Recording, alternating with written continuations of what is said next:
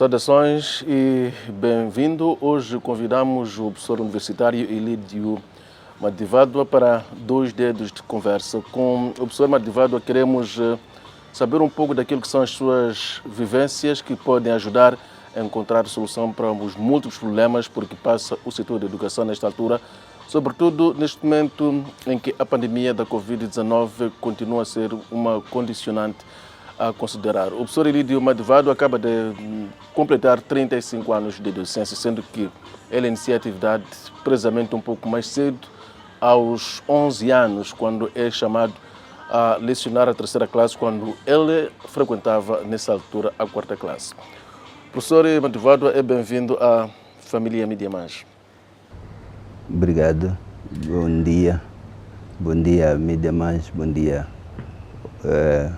telespectadores desta televisão. Professor, olhando um pouco para aquilo que é o seu bilhete de identidade, ficamos a saber que nasce na região de Chukuk, na província de Inhambane, e a vida quis que iniciasse a docência precisamente aos 11 anos. Pode-nos contar um pouco como é que isto foi, porque a idade útil para trabalhar começa precisamente nos 18 anos. Bom, como foi eu também não sei, mas sei que em plena aula fui convidado a conversar com a direção da Escola Oficial da Machixe, a professora Ana, na altura era diretora, e convidou-me a apoiar os outros meninos com mais ou menos a mesma idade da 3ª classe que tinham ficado sem professor. Não sei porque que escolheu. Nem penso que não era dos melhores alunos da turma, mas não sei, não imagino mesmo. Então eu disse que sim, podia, mas talvez fosse falar com o meu pai, que era funcionário da administração. Então convidou o pai. Na conversa chegaram à conclusão que eu podia fazer isso. Portanto, eu tinha que ir às aulas de manhã e voltar para Chikuque para almoçar e às 13h30 estar na Escola Oficial da Machixe para dar aulas aos meus colegas da 3ª classe. É interessante que alguns viviam também na mesma zona e viajavam comigo de ida para a escola e de regresso da escola, eram meus amigos diretos.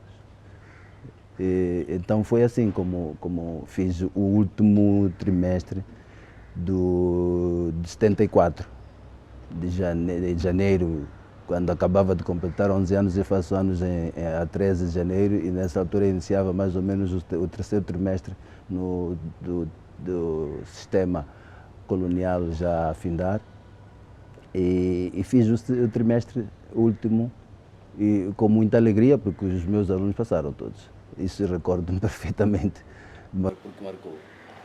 Os 35 anos que acaba de assinalar de docência em Moçambique, todo esse período, começa a contar precisamente aos 11 anos? Não, ou esse período não contou? Não começa aos 11 anos, porque depois voltei de novo a ser criança.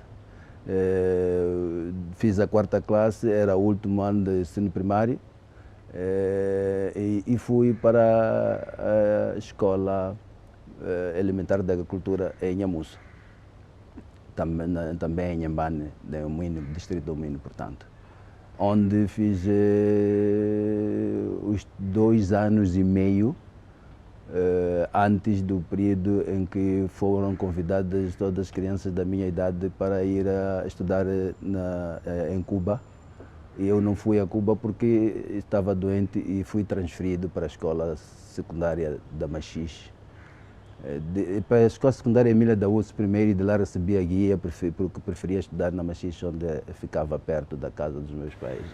Guarda algum ressentimento pelo fato de ter perdido esta oportunidade de ir a Cuba? Não Como guardo. aconteceu com milhares de crianças moçambicanas na altura? Não guardo porque eu tinha a oportunidade de estudar. Não guardo porque o que me levou a não ir é que eu comecei a ter um problema de saúde que não sei bem explicar, porque terminou e depois voltou em 82, quando fui também para o Instituto Pedagógico Industrial de Nampula. A mesma situação que felizmente passou também por si. Então eu acredito que podia ter ido, mas não fui porque podia estudar cá em Moçambique. É preciso sublinhar que o professor Madivado, nesta altura, é docente universitário e está na Universidade Pedagógica de Maputo.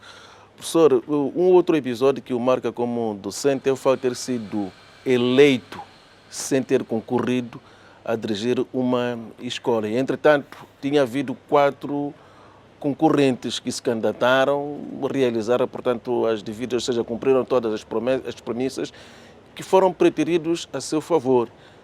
Como é que isto acontece? Pode nos contar? Bom, talvez recuar um bocadinho e começar pela formação básica, que fiz também na Escola Industrial 1º de Maio de Maputo. Eu era um estudante meio irrequieto. Então, no bom sentido ou no mau sentido? No sentido de adolescência e da juventude, no sentido de atividade de jovem. E houve episódios, por exemplo, de criticarmos professores que nos davam aulas. Recordo um professor meu de mecânica técnica que não conseguiu resolver um problema e nós sabíamos resolver aquele problema. Então quase que íamos ser castigados por causa disso, por termos sido atrevidos a dizer ao professor não é assim como se faz. E depois o diretor quis suspender a turma toda. Tomei a iniciativa de levantar a mão e dizer ao diretor Emílio Manique, na altura, que nós não somos o culpado é o professor que não sabia resolver o exercício. E dissemos também que podíamos nós resolvermos o exercício e mostrar o que nós estávamos a fazer com o professor, por forma que ele se preparasse melhor para ser professor de mecânica técnica. Tínhamos uma exigência. E a punição foi anulada? Não, foi alterado. Foi alterado. Continuamos as aulas, mas o professor foi transferido para as práticas, para a oficina, e trouxeram-nos o professor Isaac Langa, do Instituto Industrial, com a orientação de vir endireitar a disciplina da turma. Mas nós não éramos indisciplinados, éramos bastante exigentes em relação aos professores que tínhamos. Isso é verdade. O professor Emílio Manique não tem nada a ver com o falecido jornalista, não? Não. Emílio Manique foi diretor da Escola Industrial, do Instituto Industrial, depois da Escola Industrial, depois deixou e penso que agora está no banco BCI. É um dos técnicos superiores do BCI. Portanto, é apenas uma coincidência de nomes. Coincidência de nomes. E então, este episódio em que é eleito sem concorrer para dirigir uma escola e põe-se de fora 4 candidatos que concorreram. Acontece que eu vou fazer o curso de formação de professores em Nampula, no IPE, Instituto Pedagógico Industrial de Nampula, e volto para a Escola Industrial como professor. E o meu diretor dizia, eu recordo, o diretor era Rachid também, surpreendeu-se por fato de eu estar a apresentar-me para ser professor, porque ele pensava que eu era um dos indisciplinados da escola. Eu disse, o professor não me conhece. Se calhar ao longo do tempo poderá mudar de opinião. E de fato mudou, porque eu era um professor muito exigente, bastante exigente, com tempo, com qualidade do trabalho e também preocupado com a aprendizagem dos meus alunos. A escola industrial tinha tinha cooperação com os soviéticos e tínhamos lá um conselheiro chamado Eugênio. Ele e o diretor da escola ouviram muito. Aliás, eu interrompia a plenária matinal do diretor porque tinha chegado a hora do início da minha aula. Eu não queria perder nem um minuto da aula por causa disso. Os diretores normalmente demoravam muito, tratavam assuntos políticos e outros de organização da escola ao longo daquele período de concentração matinal. Eu interrompia e pedia para levar a minha turma para a sala de aulas. Então eles quiseram ver o que é que eu fazia na sala de aulas que desse tanto valor assim a ponto de interromper o diretor da escola de fazer a plenária matinal. Acontece, porém, que a dada altura eles chegam na sala para assistir a aula e chegam atrasados. Eu já estava a dar aulas, passavam 3 minutos, já tinha começado a dar aula. E fui abrir a porta, eram eles, e eu perguntei o que havia, alguma preocupação. Não, queremos assistir a aula. Eu disse que cheguem a tempo. Fechei a porta. Para os diretores? Ao diretor e o seu conselheiro soviético. E eu disse, querem fazer assistência à minha aula, chegue a tempo. Eu começo quando toca e termino quando toca.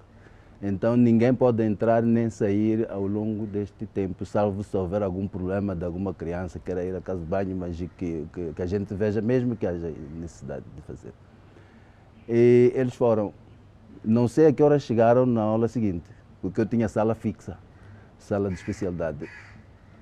Não sei se chegaram 5 ou 10 minutos antes, mas eu sei que chegaram antes de mim, 2 minutos. Eu cheguei 2 minutos antes do início da aula e eles já estavam na sala sentados. Assistiram à aula e no fim não quiseram comentar. Eu perguntei se há alguma coisa que tenha feito mal, disseram que hão de me chamar para o gabinete. E chegou a ser chamado? Não cheguei a ser chamado. Eu acredito que eles não tinham nada para observar, ou se calhar não eram tão bons professores, não sei. Mas eu acredito que o professor Rachid era bom professor e o conselheiro não dava aulas. Mas depois soube que eles não chamaram para análise da aula porque não havia absolutamente nenhuma observação a fazer no dia em que houve eleições. Então, houve roubo de exames na escola industrial. Exames, por acaso, exames locais do diretor para o curso noturno. Nessa altura já se falava de roubo de exames, em que ano que isso foi? Havia, 87, penso. Então esta coisa de roubo de exames não é de hoje? É antigo, até no tempo colonial existia. Só que era mais discreto, muito bem tratado, não muito publicitado, mas havia muita coisa. Também não havia Dumbanengues, onde depois hoje os exato, exames são vendidos. É verdade. Então, o professor Medeiros, Gilberto Medeiros, pede demissão por fato de ter sabido que o seu exame foi roubado. Era um indivíduo reto, disciplinado, um indivíduo de bom senso, não admitia que isso pudesse acontecer e pior ainda com exames dele próprio. Então foi aceita a demissão e fez-se pela primeira e última vez também a eleição do novo, da altura chamava-se responsável para o curso noturno.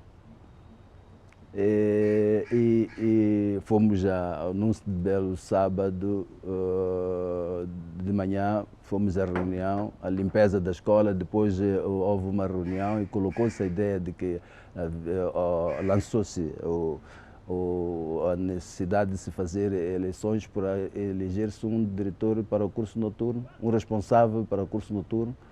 E candidataram-se muitos professores antigos, o curso do professor Alberto Zevo, Francisco Faif, Caxangana Rosa, só para citar alguns, candidataram-se para ser responsáveis do curso noturno. Eu era muito novo, acabava de iniciar a trabalhar, tinha 1 ano, iniciei em 86. Então recomecei em 86, digamos, porque eu pessoalmente conto os 74 que trabalhei como professor de algum momento. Então lançou-se um manifesto, tinha 3 pontos. O primeiro ponto era eliminar o roubo dos exames, o segundo ponto disciplinar a escola, o terceiro ponto eliminar os vícios de bebida e também de droga, que era coisa muito evidente no curso noturno da escola industrial nessa altura. Então foi-se fazer o apuramento dos votos e quando regressaram para publicar os resultados disseram que quem tinha ganho era Elídio Madivade. Eu levantei a mão e disse eu não concorri. Disseram, mas você é que vai ficar. Ok, tá bom, não há problemas, posso ficar. Eu disse, mas eu não tenho idade profissional para dirigir bem.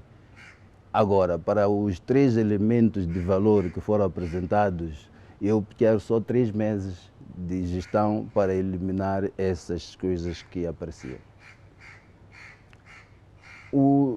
Confesso que não conseguia eliminar o roubo dos testes, a venda dos testes.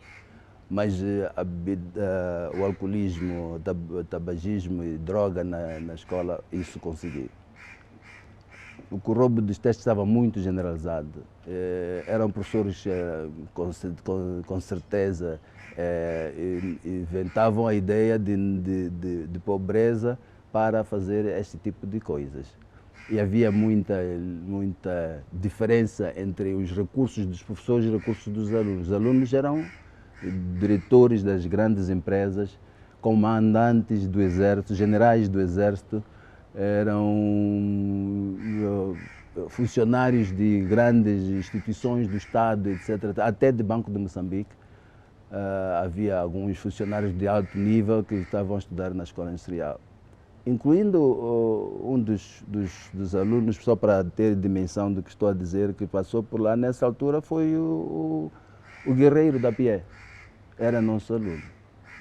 Mário Guerreiro era nosso aluno, só para ter ideia de quem que estudava na escola industrial nessa altura. Então essas pessoas tinham um poder muito alto em relação aos professores. Era fácil eles aliciarem, pegavam os professores, levavam-os para casa, davam-lhes de comer e ensinavam-lhes ou diziam-lhes como é que seria a prova e depois fazia-se coisas, muita coisa dizendo. Era difícil de eliminar. Qualquer outra escola em Maputo era muito mais fácil de eliminar este vício, mas a escola industrial tinha o poder, os alunos tinham um poder bastante alto em relação aos seus professores. E como é que era a qualidade destes alunos formados neste contexto em que são eles que comandam os professores, têm acesso, por via de aquisição, aos exames? Eles não eram a maioria. Não era a maioria? Graças a Deus não era a maioria. Eles eram uma minoria, mas uma minoria bastante poderosa, que podia chegar com, por exemplo, o general ia à caça numa sexta-feira, no fim de semana, e trazia um cudo para oferecer aos professores que não sabiam o que era carne há anos e anos. Só isso já enfraquecia o professor, tirava o brilho profissional, o professor era serventil dos seus próprios alunos, etc. Mas havia alunos que não tinham condições de estudar de dia e passavam a estudar à noite. Outros que queriam promoção nas suas empresas e passaram a estudar à noite. Tínhamos muita grande qualidade. Tínhamos qualidade A qualidade não chegou a ser beliscada? Não chegou a ser beliscada, mas havia alguma mancha de ética. Havia alguma mancha de ética. Mas não digo para eles só, para todos nós. Porque se, por exemplo, você chega a casa, apanha um bilhetinho e 10 quilos de carne, mais um saco de arroz, e quer saber quem colocou isso, se você não sabe quem é, você fica fraco. Você começa a prever quem poderá ter sido a pessoa que fez isso. E quando apanha, tem a obrigação de agradecer se for bem educado. E ao agradecer, está também diminuindo, agradecer a comida, a salvação da sua família. Eu não tinha família, eu vivia com a minha irmã só, mas muitas vezes eu deixava a minha irmã sem comida, porque não tinha onde comprar comida na altura, mas tinha dinheiro. Eu trabalhava muito, trabalhava nos TPM, trabalhava no CFI, trabalhava nos caminhos, apesar dos caminhos de ferro. Em momentos diferentes, mas tinha 2, 3 empregos normalmente. Então, o professor Elidio Madivado foi o professor turbo nesse tempo?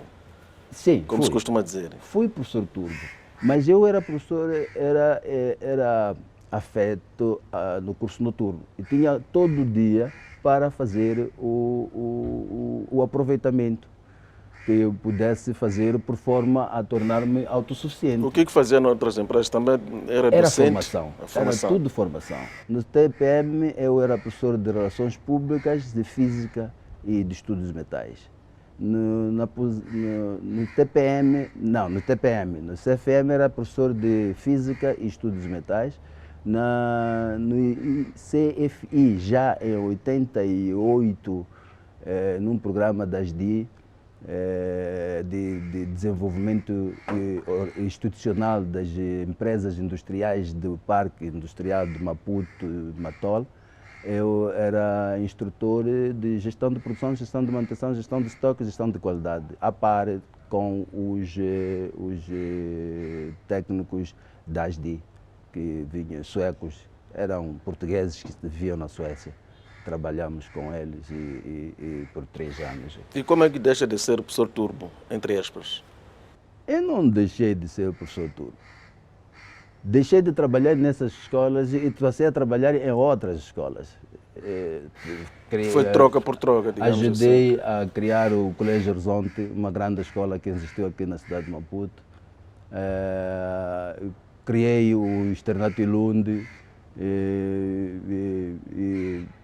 e fiz, depois quando terminou o programa do CFI, financiado pelos suecos, fazia também os mesmos cursos, mas na escola industrial. Então ajudava a escola industrial a empoderar-se em termos de recursos financeiros através da formação de técnicos das empresas do Parque Industrial de Maputo e outros serviços, até de ministérios, como o Ministério do Interior. Trabalhamos muito com a DALO, nós é que formávamos os técnicos da DALO. E quais são outros grandes marcos que registra destes 35 anos de docência? Eu não tenho marcos muito grandes, mas tenho marcos que me engrandecem. Por exemplo, um dos aspectos que eu acho que realizei com muito prazer foi tentar colocar todos os meus familiares que estivessem com 12ª classe a fazer cursos superiores. E todos aqueles que estavam em condições já fizeram curso superior. Portanto, os meus primos, os meus cunhados, meus vizinhos que tivessem... E outras pessoas da igreja, por exemplo, que eu pudesse ajudar, eu ajudei bastante. Este é um marco social sem dimensão. Do ponto de vista profissional, foi a participação em diversos momentos de reforma curricular, por exemplo, da Universidade Pedagógica. Eu, como diretor da Escola Industrial, membro da direção da Escola Industrial, aprendi muito. E quando, em 2004, fui iniciar o programa de pós-graduação na UEM, também iniciei demarches para emprego na UP.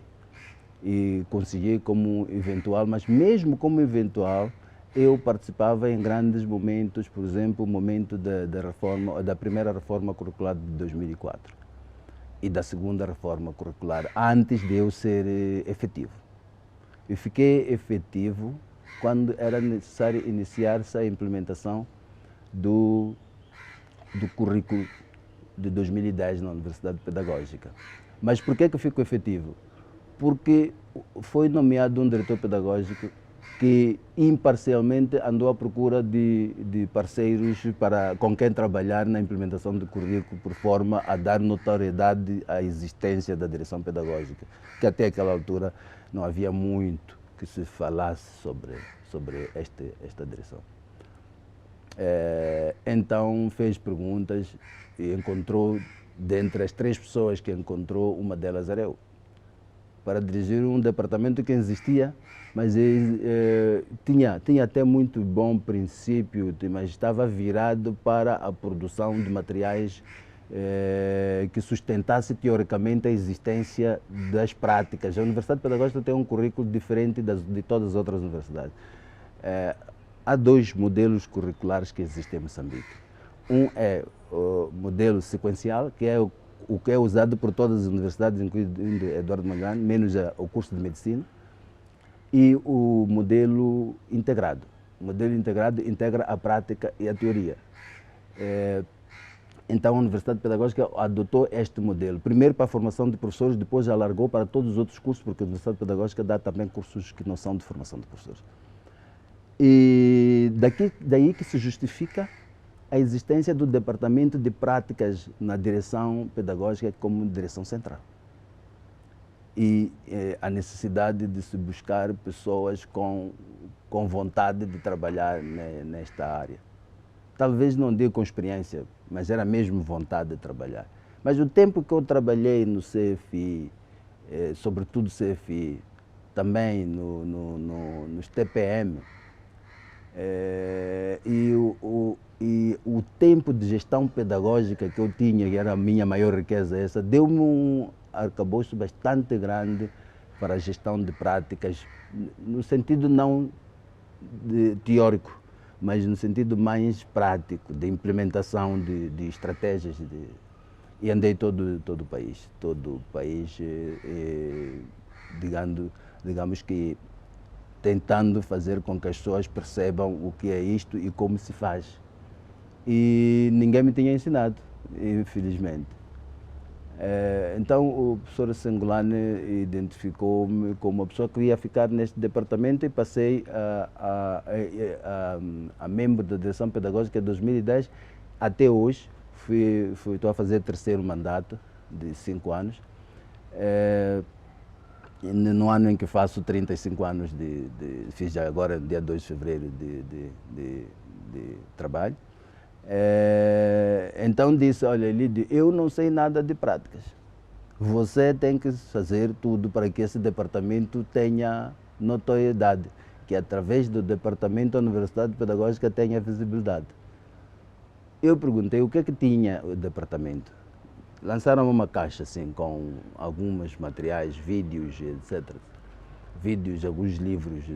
Havia 2 livros muito importantes que nós estamos a usar hoje, da professora, falecida professora Stella Duarte, Manual de Supervisão Pedagógica, ela que coordenava a equipe que produziu esse manual, uma vasta equipe de 5 ou 6 professores.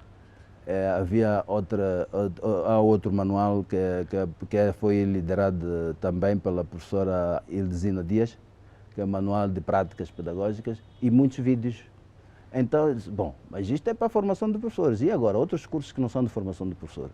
Então, o que nós fizemos foi criar este é um marco muito grande, criar um manual de procedimentos para a implementação das práticas, por forma a integrar, porque as práticas deixaram de ser práticas pedagógicas, como eram chamadas, passaram a ser práticas profissionalizantes, para incluir aqueles cursos que não são de formação de professores.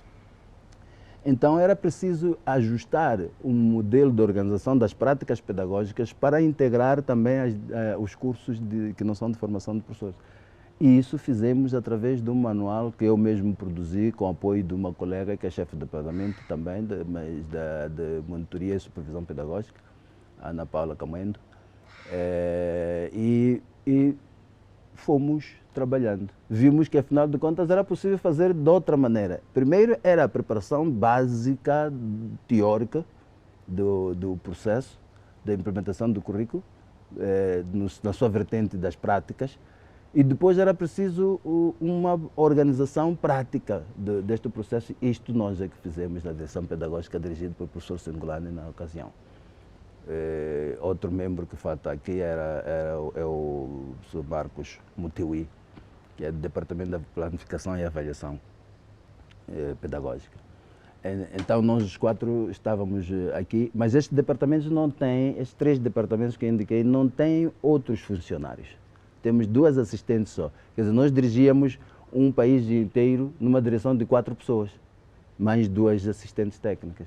É quase impossível. Nós inovávamos, nós organizávamos, nós supervisávamos e andávamos, corrigíamos, procurávamos dar a nossa experiência e andamos e ajudamos as que chamávamos delegações a desenvolver, sob o ponto de vista da organização pedagógica e de práticas pedagógicas, já lá estão dentro desta organização pedagógica as 4 pessoas. Professor, a sua carreira de docente, tendo em conta que a 2 de fevereiro completou os 35 anos de atividade e que lhe dá direito à reforma, acontece num contexto extremamente difícil para o país em particular e para o mundo em geral, por causa da pandemia da Covid-19. Esta pandemia prevalece, sem fim ainda à vista, todavia precisamos de continuar a formar recursos humanos. O que é que esta pandemia representa para si do ponto de vista da formação do homem de amanhã?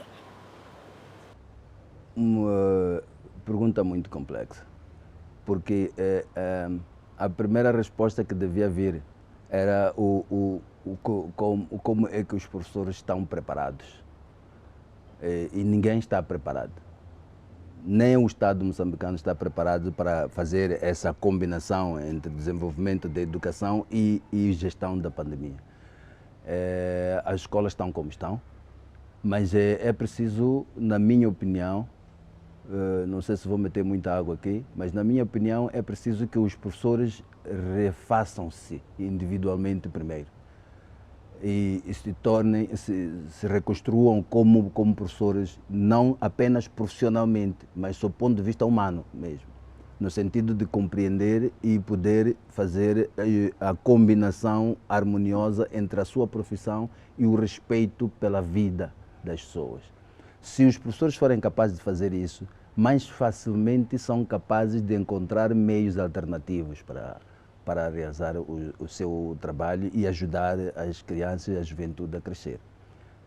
No entanto, aqui há um problema muito sério, que não é colocado, mas é bastante sério e eu acredito que não há nenhuma universidade que está preparada para suprir esta deficiência. É a questão de quem financia os recursos necessários.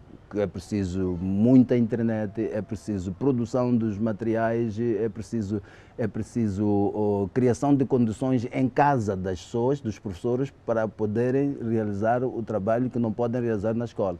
A massa laboral de docentes nas universidades moçambicanas do Estado é velha, na generalidade.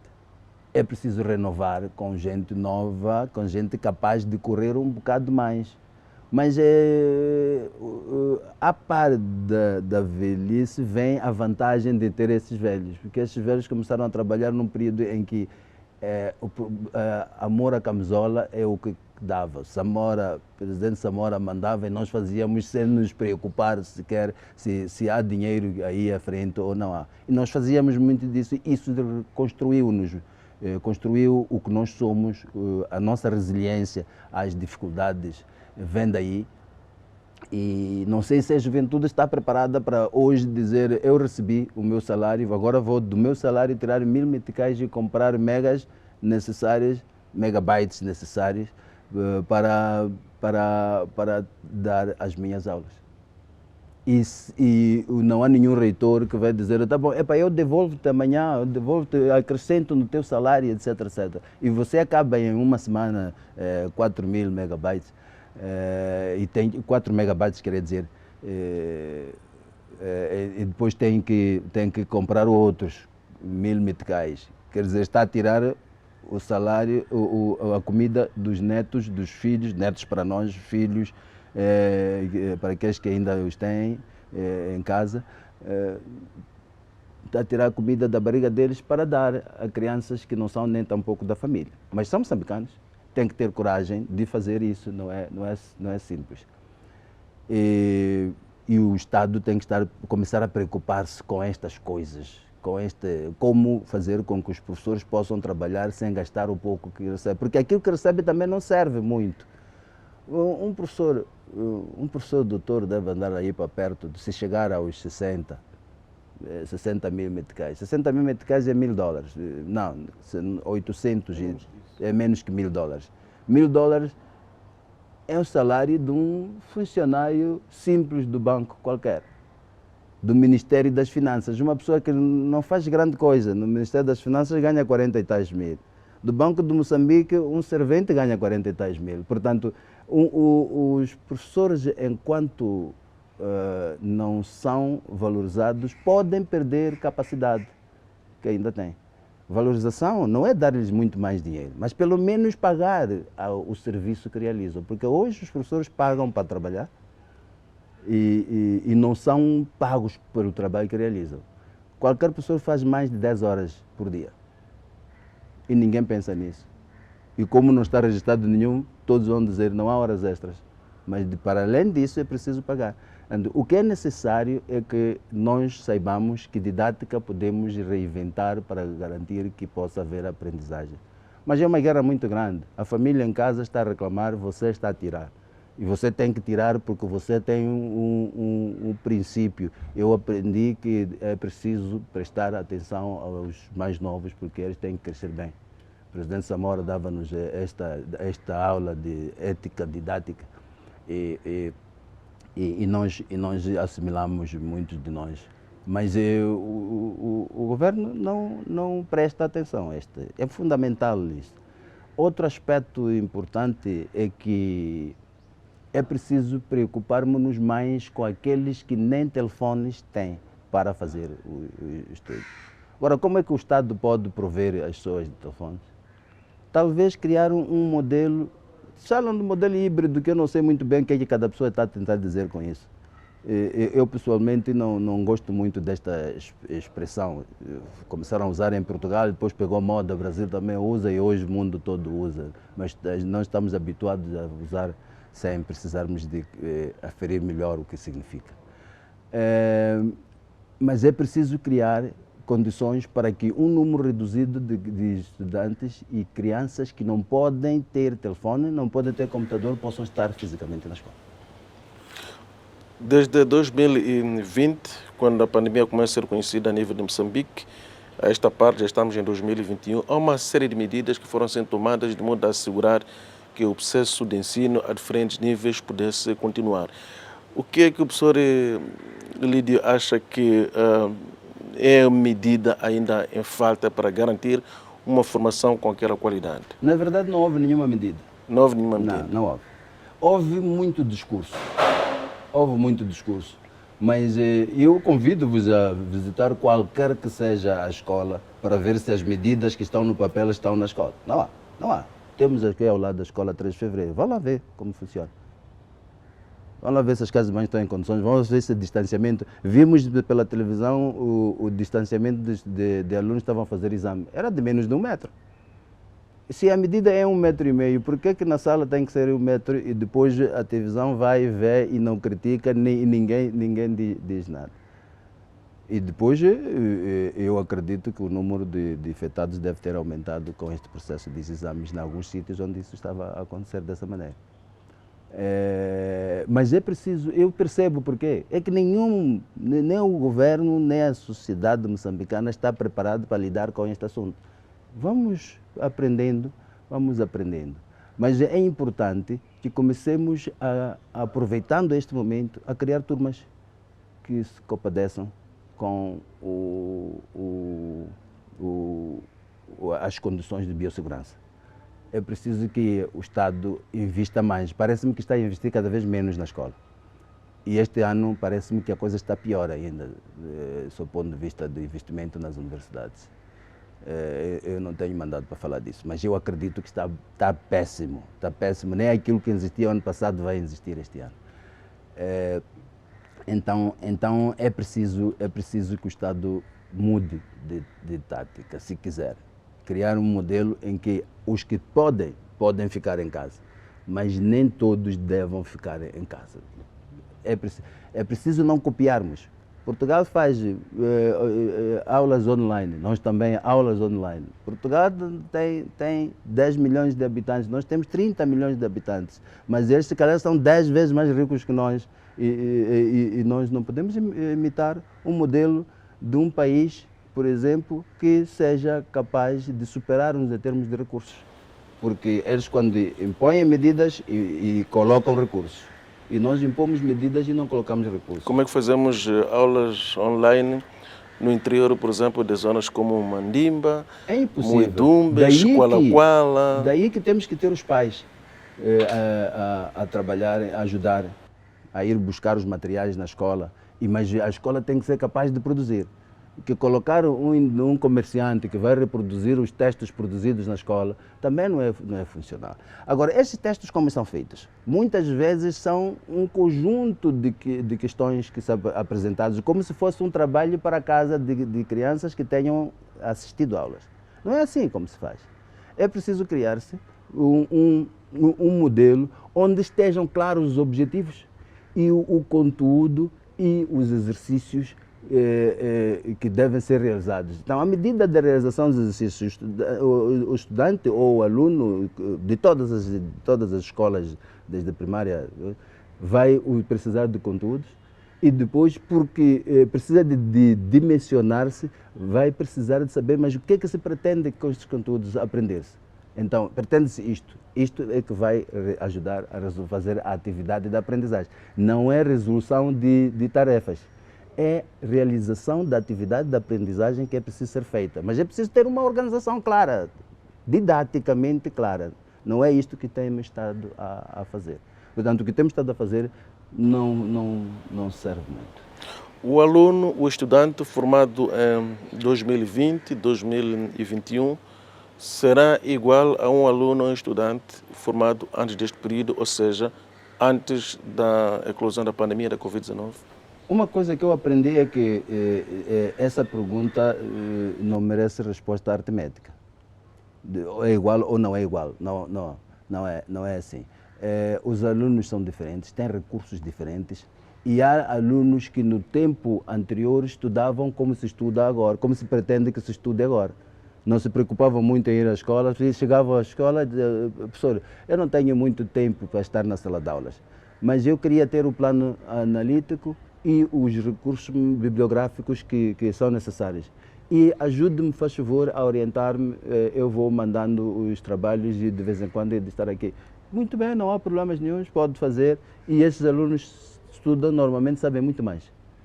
Hoje os alunos que têm recursos aprendem muito mais do que os alunos naquele tempo em que a presença era fundamental. Essa comparação eu não tenho hábito de fazer porque tenho certeza que as pessoas têm possibilidades diferentes de aprender e se a exploram bem e são bem orientados, eles podem estudar melhor agora do que antes. Professor, a pandemia de Covid-19 obriga as sociedades, a moçambicana em particular, a adotar, isso já está a acontecer, modelos modernos nos seus processos de ensino. Acredita no fim da pandemia, oxalá isso venha a acontecer, no futuro bastante breve, acredita no retorno aos moldes tradicionais do processo de lecionação? Eu acredito muito na exploração cada vez maior dos meios tecnológicos, que é o que já devemos ter feito há muito tempo. E simplesmente o nosso atraso fez com que nós caíssemos nesta situação em que chega a pandemia e não sabemos o que fazer. Porque as escolas tinham, há 15 anos atrás, 20 anos atrás, tinham sala de informática. Hoje não tem sala de informática. Então, quer dizer que as escolas estavam melhor preparadas há 15 anos atrás para atender a situação da pandemia do que agora. A Universidade Pedagógica tinha uma sala, por exemplo, de um computer farm com 60 e tal computadores. Desses computadores, não acredito que 10 estejam a funcionar. Como é que o estudante pode aprender? É impossível, não? É impossível. Agora, se nós tivermos recursos, nós podemos ter este momento como um momento bom para darmos um salto qualitativamente elevado em direção à melhoria e aceleração das aprendizagens, porque temos que aumentar a velocidade com que aprendemos. Já não é aprender matemática agora, só daqui a mais 3 dias é que volta a ver a mesma disciplina. E que a matemática vai exigindo todos os dias a nossa capacidade de se adaptar e as ciências todas exigem isso. Por exemplo, eu não sei se isto é uma doença ou uma guerra. E se for guerra, nós temos que saber como lutarmos contra o nosso inimigo invisível. E nós não temos armas para lutar. Não há nenhuma escola secundária aqui na cidade de Maputo, e não falo já de outro sítio, que tenha laboratório de química e biologia, nem física. Já tiveram as escolas? As escolas têm, laboratórios estão lá, instrumentos estão lá, mas não tem reagentes nem professores preparados para isso. Isso é morte certa. Isso é morte certa. E tem mais. Não estamos preocupados com a vacina. Deus não é burro para fazer um homem e colocar no meio das plantas. Nota que os nossos cães morrem menos que nós, que temos hospitais. Por quê? Porque nós pensamos que a medicina é só aquilo que veio. Mas antes de haver hospitais, nós vivíamos. E onde é que estão os nossos cientistas, biólogos, químicos, até para produzir álcool gel? Já é uma notícia muito grande. Mas aqui em Matutuine filtrava-se água com moringa há 25 anos atrás. Isso não era grande notícia. Olha, por que não se diz que os sementes de moringa podem ajudar, por exemplo, a melhorar a purificação da água e que toda a gente tem que usar água purificada hoje? E volta-se a esse discurso e já é uma armazinha pequena, mas é uma armazinha de combate à Covid. Porque é preciso lavar as mãos, não pode lavar as mãos com água suja.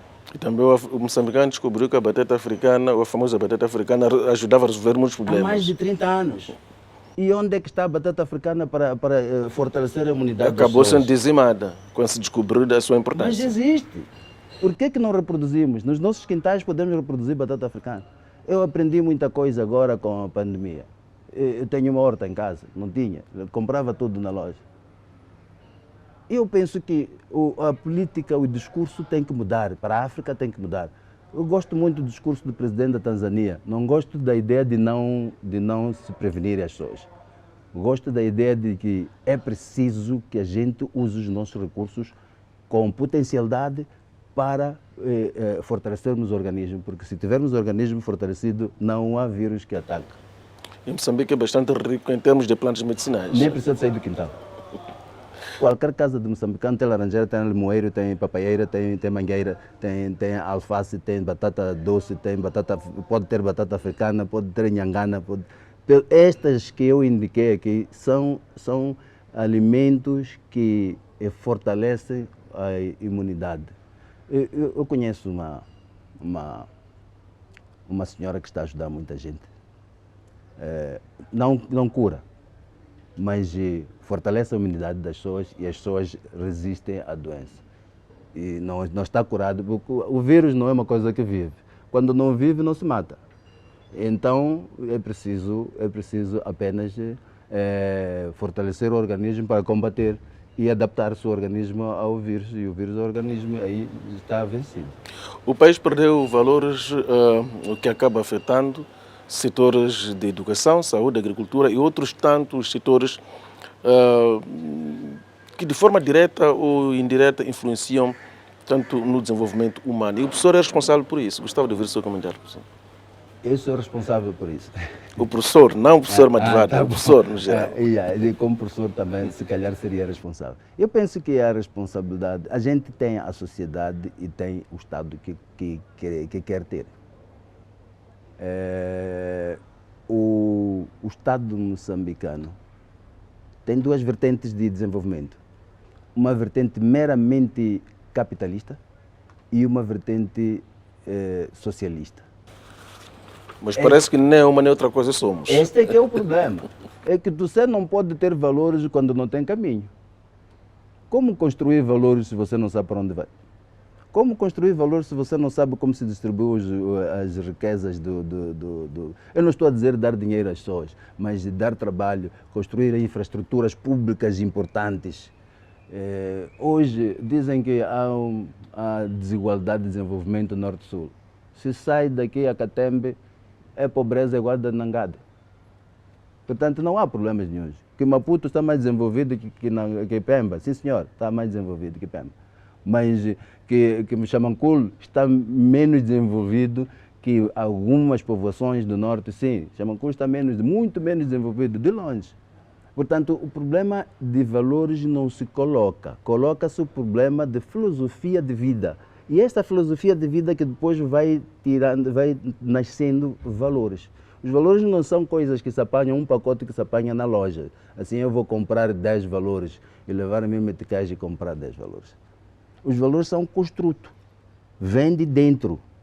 Vem da afetividade, vem da aproximação, vem da partilha. Mas ninguém partilha o que não tem. Como criar a partilha se você não tem para dar e para receber? Não é possível. Portanto, não é a educação o problema. O problema é o Estado moçambicano que tem que se definir como deve ser, mas definição como deve ser primeiro é a definição política. No tempo de Samora, nós sabíamos que nós éramos socialistas, nós sabíamos que tínhamos que varrer as ruas, nós sabíamos que a nossa vizinhança, o nosso vizinho não podia ter lixo em casa. E nós podíamos intervir, a sua casa está suja, vamos lá ajudar a limpar, se você não sabe limpar, vamos mostrar, vamos ensinar. Hoje você não pode nem dizer bom dia à pessoa, a pessoa está-me a saudar por quê? Eu sou da sua família. Isso não é problema da escola, é problema do Estado que tem que criar orientação clara sobre para onde é que as pessoas têm que se dirigir. O professor Elidio Mativado tem a fama de ser implacável em termos de rigor nos procedimentos. Eu tenho e sou conhecido assim até. Não gosto muito de que as pessoas me conheçam dessa maneira, mas já não tenho como mudar. Já, como sabe, estou fora, fora do quadro praticamente, estou reformado, devia estar reformado a partir do dia 2, se não fosse a contagem de tempo e tal, desligamento, aquele processo burocrático todo. Só para dizer que não tenho como mudar. Já não posso mudar, nem sei se devo responder. E não se torna persona não grata para os seus alunos? Ao longo das aulas. Para os seus estudantes, neste caso? Ao longo das aulas, sim. Mas eu, quando entro em qualquer instituição, as pessoas mandam parar para apresentar-me às outras pessoas. Aqueles que tiverem sido formados, passados, ou terem me conhecido como professor. Esses todos dizem, olha, para a família, e dizem, olha, quero vos mostrar quem me fez assim. Eu muitas vezes digo, mas nós somos muitos, dizem, não, você fez de forma diferente. Portanto, as pessoas reconhecem. E esse é o grande recebimento que nós, os professores, temos. Não é salário, nós não recebemos nada. Se fosse por salário, nós não estaríamos a trabalhar, porque não ganhamos nada. Eu gasto de transporte 15 mil meticais, ou seja, 1/3 do meu salário eu gasto com transporte, casa, serviço, serviço, casa. Quer dizer, se eu fosse bom a fazer a aritmética, eu não ia trabalhar nunca, porque não é justo, não há nenhuma relação entre o que ganho e onde é que está o ganho que me mantém a trabalhar. É exatamente encontrar alguém no machibombo, encontrar alguém na paragem, encontrar alguém no supermercado que diz assim, olha, você foi um grande professor. Na usina, mas pessoas de todas as idades, que eu dei aulas desde sempre, pessoas mais novas e mais velhas, desde sempre. De todas as idades, obrigado por que tu fizeste para a minha vida.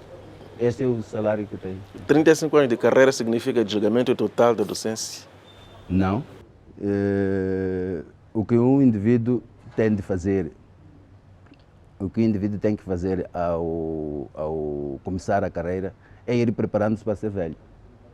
Eu fiz preparação mínima para ser velho útil.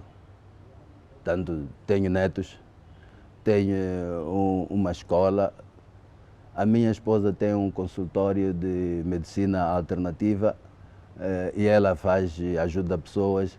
Portanto, podemos entrar para o mato, recolher plantas e depois ela prepara e depois tenho muita coisa para fazer e também estamos a preparar a abertura de um centro de formação profissional para cobrir algumas áreas em que ninguém pensa nelas. Não vamos dar contabilidade, recursos humanos, não vamos fazer isso, vamos fazer coisas de inovação mesmo.